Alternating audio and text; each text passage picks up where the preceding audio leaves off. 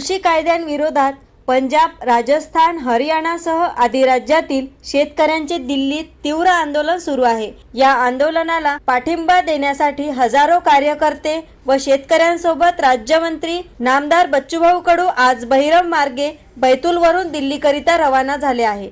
दिल्लीला लाल दिव्याने जाणारे मंत्री तर अनेक आहेत, पण शेतकऱ्यांना न्याय मिळवून देण्यासाठी हजारो शेतकऱ्यांसह दिल्लीकडे दुचाकीने जाणारे राज्याचे एकमेव राज्यमंत्री म्हणून नामदार बच्चूभाऊ कडू यांनी नवा इतिहास रचला आहे। गुरुकुंज मोजरी येथे मोठ्या प्रमाणात शेतकरी व प्रहार कार्यकर्ते मोठ्या संख्येने उपस्थित होते।